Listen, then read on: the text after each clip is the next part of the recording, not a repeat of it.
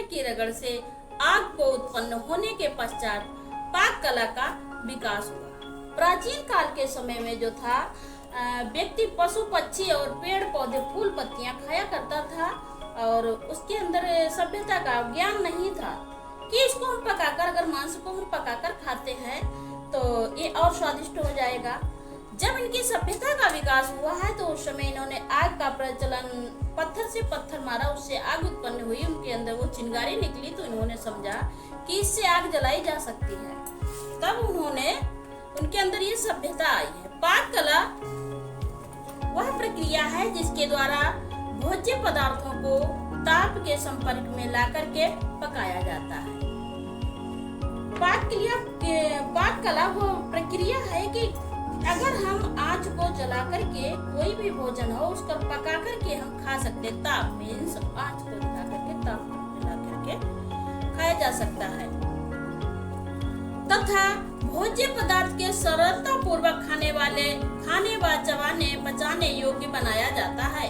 भोजन का पकाना इसलिए भी आवश्यक है कि विभिन्न भोज्य पदार्थ जैसे चावल, दाल, गेहूं, आलू, गोश्त आदि के कच्चा नहीं खाया जा सकता, क्योंकि यह अभिरुचि व अवस्था के लिए हानिकारक होगा। उन्हें सुपाच्य और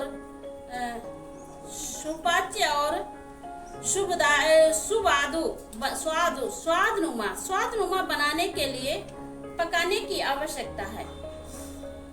तो पहले के आदि मानव काल के समय की बात है जिस समय से इन लोगों को पकाने की, आग का ज्ञान ही नहीं था इनके अंदर कि आग कैसे बनाई जा सकती। तो एक दिन इन्होंने ऐसे पत्थर से पत्थर टच किया और उससे एक चिंगारी निकली जिससे इन्हें ज्ञान हुआ कि हम आग जला सकते हैं। उससे फिर उन्होंने आग जलाना सीखा। तभी इनके अंदर ये ज्ञान आया कि कोई भी खाना, नाश्ता है, कुछ भी है, हम उसका अगर उसको हम ताप क्रम पर आंच पर चढ़ा करके पका के खाते तो उसका स्वाद बढ़ जाता है और स्वाद बढ़ जाएगा। भोजन पकाना या पाक कला, कला या विज्ञान दोनों का संगम है। ये क्वेश्चन आता है, कला और विज्ञान वाला तो है, ये क्वेश्चन आता है आप लोगों के पेपरों में। तो ये दोनों का संगम, कला और विज्ञान दोनों साथ एक साथ ही चलते हैं। विभिन्न प्रकार के व्यंजनों को तैयार करने में जहाँ पौष्टिकता का ध्यान रखना आवश्यक है, वहीं उसे सुंदर, आकर्षक, रुचिकर और स्वादिष्ट रूप में तैयार करना, परोसना कलात्मक गुणों से वैज्ञानिक प्रदर्शित करता है। इसका मुख्य प्रभाव खाने वाले के मन पर पड़ता है और उसे भोजन करने से इच्छा जागृत होती है। इसे मनोवैज्ञानिक प्रभाव करते हैं। इस प्रकार से बातें भोजन पकाने की प्रक्रिया को कलात्मक रूप से प्रदान करते हैं। अतः इसे पाक कला के नाम से जाना जाता है। जब हम किसी भोजन को, किसी भी चीज को पकाकर खाते हैं तो उसमें स्वाद बढ़ जाता है। उसका स्वाद और हमारे शरीर के लिए जो पोषक मात्राएं होती हैं वो भरपूर मात्रा में हमें मिलती हैं। इसलिए खाने वाली कोई भी चीज है उसको हम पका करके खाते हैं तो जिससे हमारे पोषक तत्व सारे हमारे शरीर में पहुंचते हैं और उसका हमें लाभ भी मिलता है। इसलिए इसका पाक कला, पाक मीन्स पकाना, कला मीन्स विज्ञान से हमने जो सीखा है वो कला है एक पकाने की क्रिया, काटना, छीलना, पकाना, बनाकर रखना ना, काम करने वाली क्रिया जो होती है। इसके साथ साथ भोज्य पदार्थ को इस प्रकार पकाया जाता है उसमें उपस्थित विभिन्न पौष्टिक तत्व कम से कम मात्रा में नष्ट हो। इससे रसायन विज्ञान, भौतिक विज्ञान, जीव विज्ञान, जीवाणु विज्ञान आदि सिद्धांतों का उपयोग किया जाता है। हमारी इस विज्ञान में ग्रह विज्ञान के नाम से जानी जाती है, मगर इसमें सारी विज्ञान, एक क्वेश्चन अभी हमने एक दिन आप लोगों को बोला था तो ये सारे क्वेश्चन यही क्वेश्चन था। इसमें इतनी सारी विज्ञान है, उसमें एक विज्ञान के दो नाम विज्ञान के थे और दो नाम किसके थे? कला नहीं, कुछ और था, ध्यान नहीं आ रहा अभी। तो यही नाम जो है, हाँ, शास्त्र कितने, तो ये विज्ञान सारी इससे जुड़ी हुई है। और शास्त्र, अर्थशास्त्र और शिक्षा शास्त्र ये भी जुड़ा है इससे।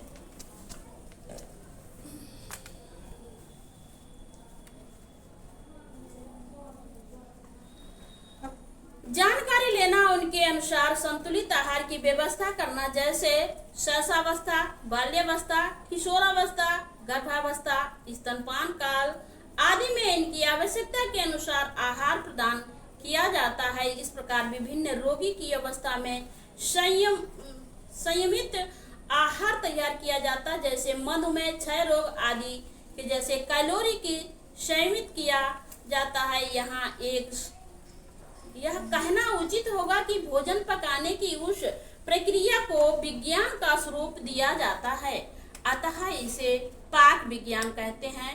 उपयुक्त वर्णन से ये सिद्ध होता है कि पाक कला या विज्ञान दोनों का संगम है। चाहे पाक कला कहो, पाक या विज्ञान कहो, अंश सब दोनों का एक ही है। जैसे पकाकर खाने वाली जो भी चीज है, पाक मीन्स पकाना होता है और कला मीन्स करते हैं, उसको पका के जैसे काम पकाने का काम करते हैं, तो हमें बहुत कुछ उसकी क्रिया करनी पड़ती है, तब हम चूल्हे तक पहुंचा पाते हैं। मनुष्य के लिए भोजन की आवश्यकता, भोजन मनुष्य के जीवन में दैनिक आवश्यकता है। मनुष्य के लिए सबसे ज्यादा भोजन के बिना हम नहीं रह सकते हैं, तो ये दैनिक आवश्यकताएं 2-3 चीजें हैं जो, तो एक जैसे रोटी, कपड़ा, मकान। रोटी के बिना हम नहीं रह सकते, कपड़े के बिना हम नहीं रह सकते, वैसे हमें एक छत के बिना भी नहीं रह सकते, हमें मकान भी बहुत जरूरी हमारे लिए होता है। प्रत्येक जाति व देश के अनुसार भोजन बनाने की विधियां हैं, इनकी रुचियां हैं, भिन्न है। मनुष्य अपने ज्ञान के अनुसार भोजन को इस प्रकार पकाता है और प्रयोग करता है कि उसका संपूर्ण लाभ प्राप्त लेता है। अज्ञानी गृहिणी भोजन को पकाते समय उसके अधिकांश भाग को नष्ट कर देती हैं तथा संपूर्ण सुविधाएं होते हुए भी वो भोज्य पदार्थ को संपूर्ण लाभ नहीं उठा पाती। इसलिए भोज्य पदार्थ और उनके पकाने में गहरा संबंध है। पाक मतलब विज्ञान जो है हमारी पकाने की क्रिया को कुछ अपूर्ण ज्ञान, जैसे बिना ज्ञान की जो महिलाएं हैं जिनके पास ये नॉलेज नहीं है, वो हमारे भोजन को पका करके इस तरह से इतना पका देती कि इसके सारे पोषक तत्व नष्ट हो जाते हैं, उन्हें इसके बारे में जानकारी ही नहीं होती है। किसका था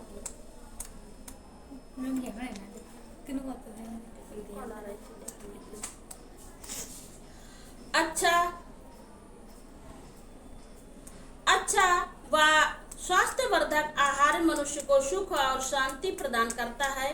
जिस गृहिणियों को पाक कला का अच्छा ज्ञान नहीं होता, उनके परिवार के सदस्यों को स्वास्थ्य एवं खराब रहता है, वे परिवार के लिए पौष्टिक भोजन की व्यवस्था करने में असमर्थ होते हैं। मनुष्य के जीवन में भोजन का अत्यंत महत्व है, जो निम्नवत है। भोजन के द्वारा शरीर की सभी आवश्यकताओं की पूर्ति करना, जो भी हमारे शरीर में जो आवश्यकताएं, जो चीजें हमें जरूरत है, वो सब हम भोजन के द्वारा ही पूरी कर सकते हैं। भोजन द्वारा शरीर के सभी अंगों का पोषक तत्व होता है तथा वे अपने कार्य यथोचित ढंग से करते हैं। भोजन की मांसपेशियों की विकसित होती हैं। भोजन के अस्थि संस्थान सुडौल व सुव्यवस्थित रहता है। भोजन में शारीरिक वृद्धि को मानसिक व शक्ति प्राप्त होती है। इसको बंद कर दो।